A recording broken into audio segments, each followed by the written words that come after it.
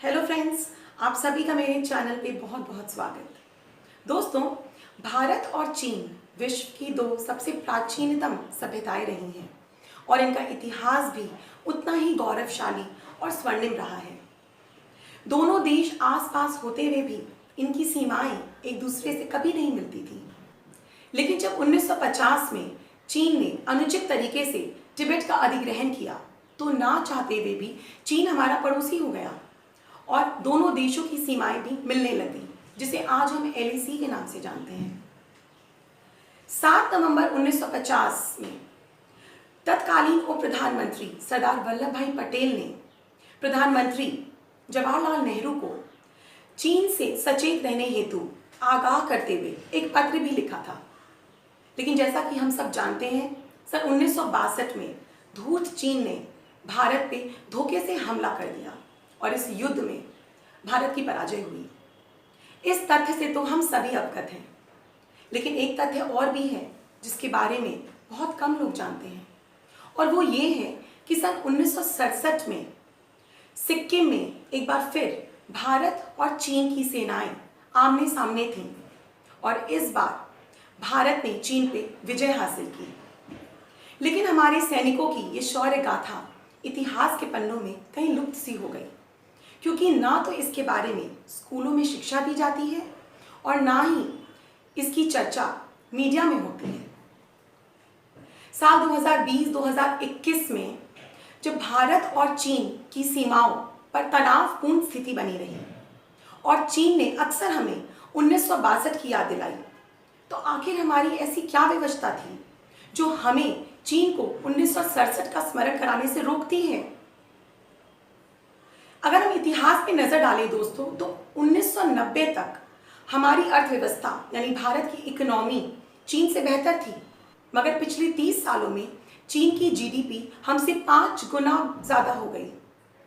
और यही कारण है कि चीन आए दिन अपनी दबंगई हमारे और अन्य देशों के साथ बढ़ाता ही जा रहा है। लेकिन अब समय आ गया है कि हम चीन को उसी की भाषा में मुंह तोड़ जवाब दें। लेकिन इसके लिए सबसे पहले हमें अपनी इकोनॉमी पे ध्यान देना होगा और उन कारणों को तुरंत एड्रेस करना होगा जिन कारणों से हमारी इकोनॉमी इतनी पिछड़ गई है। आज अगर मैन्युफैक्चरिंग सेक्टर्स की बात करें तो यहाँ अपार संभावनाएं होने के बावजूद संतोषजनक तरक्की नहीं हो पा रही है। नए एंटरप्रेन्योर्स को फाइनेंशियल इंस्टीट्यूशंस जैसे कि बैंक्स, फाइनेंशियल कॉर्पोरेशंस से वित्तीय सहायता नहीं मिल पा रही है और वे अपने नए प्रोजेक्ट्स को स्टार्ट नहीं कर पा रहे हैं। ईज ऑफ डूइंग बिजनेस में सुधार होने के बावजूद नए बिजनेस को स्टार्ट करने में जितनी जटिलताएं हैं हमारे यहाँ, वो नहीं होनी चाहिए। आज भारत और चीन का ट्रेड डेफिसिट करीब $45 बिलियन से ज्यादा का है और जब तक हम अपनी मैन्युफैक्चरिंग कैपेसिटी में सुधार नहीं लाएंगे तब तक ये ट्रेड डेफिसिट भी कम नहीं हो पाएगा। ये ट्रेड डेफिसिट दर्शाता है दोस्तों कि हम किस तरह स्वयं चाइना की मदद कर रहे हैं उसे इकोनॉमिकली सशक्त देश बनाने में। चीन ने हमारे पारंपरिक शत्रु पाकिस्तान को परमाणु संपन्न देश बनाने में खुल के मदद की है। हमें भी चाहिए कि हम वियतनाम, फिलीपींस, ताइवान, नेपाल और भूटान जैसे देश जो चीन की उत्पीड़न से परेशान हैं, उन्हें खुलकर सपोर्ट करें और उन्हें मिलिट्री एड मुहैया कराकर उन्हें सशक्त देश बनाने में मदद करें। चीन द्वारा स्टार्ट किया गया प्रोजेक्ट OBOR यानी कि one belt one road project का भारत ने खुलकर विरोध किया है और यह अनुकूल समय है कि हम अन्य देश जो कि इसका हिस्सा हैं उन्हें इससे अलग होने के लिए प्रेरित करें। 1950 में जब चीन ने तिब्बत का अधिग्रहण किया तो दलाई लामा अपने समर्थकों के साथ भारत आ गए और हम भारतीयों ने अतिथि देवो भव की परंपरा के अनुसार उन्हें शरण दिया। हमारे इस कदम का चीन ने खुलकर विरोध किया और परिणाम स्वरूप हमने दलाई लामा को कभी भी वो मान्यता नहीं दी जो उन्हें मिलनी चाहिए थी, सिर्फ इसलिए कि कहीं चीन नाराज ना हो जाए।